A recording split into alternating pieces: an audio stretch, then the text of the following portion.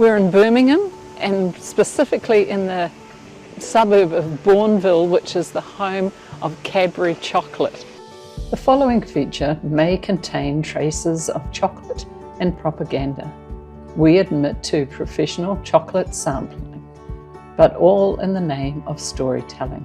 We also acknowledge blatant disregard to our usual health regime. We accepted the risks and regret nothing. We're in a hunt for cacao in the jungle.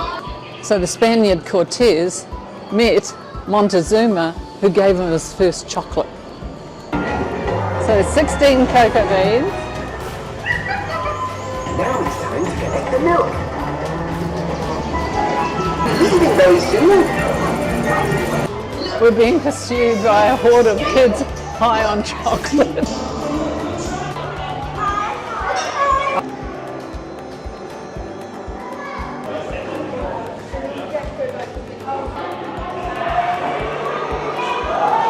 It was worth coming.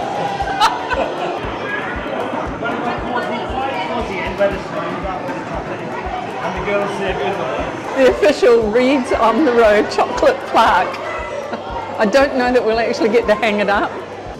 I just spent 2.5 hours in Chocolate Wonderland, and I may be frowning because I'm thinking it's chocolate, but the whole Cadbury story, so I didn't know, and now it's wonderful. As I thought about this whole Cadbury world experience, I realised that when most people think about Cadbury, they understandably think chocolate. You know, the familiar labels, the sweet treats, the unforgettable purple colour. When I came away from the experience, that's not what I was thinking. In fact, it was more about the history and the philosophy. The whole thing began in 1824 when Mr. John Cadbury opened this modest little tea and chocolate shop in Birmingham.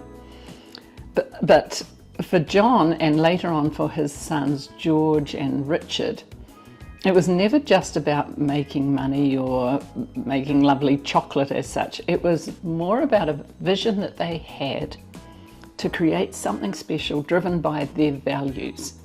It was always about helping people. The Cadburys were devout Quakers, and very obviously with a strong faith. They believed in fairness, integrity, and improving the lives of others. As the company grew, they made a radical decision, and this was mainly George and his brother. But they decided that instead of building their new factory in the crowded city close to the workers, they chose farmland on the outskirts of Birmingham. And their dream was to build a factory in a garden. So, in the little town of Bournville, they didn't just build a factory, they built a whole community. And in that community, they really looked after their workers. So at a time when most factory workers were working or living in really terrible conditions in slums, the Cadburys over time built around 600 houses, and these were really lovely brick houses, spacious and clean, and surrounded by a park and sports fields and cultural facilities. Young women who worked in the factory, they became known as Cadbury angels. And apart from just going to work, the Cadburys made sure that they received practical and academic education. You know, this was well ahead of what was typical of the time.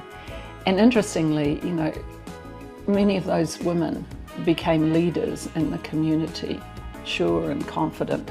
It was clear as we explored this that this wasn't just a chocolate brand. It was a movement driven by faith, by vision, by purpose, by people who believed in business, but more so in the welfare of their workers, and that it could and should be much better. So yeah, the chocolate is delicious, but the real treat was learning that behind the brand was a story really rich in humanity.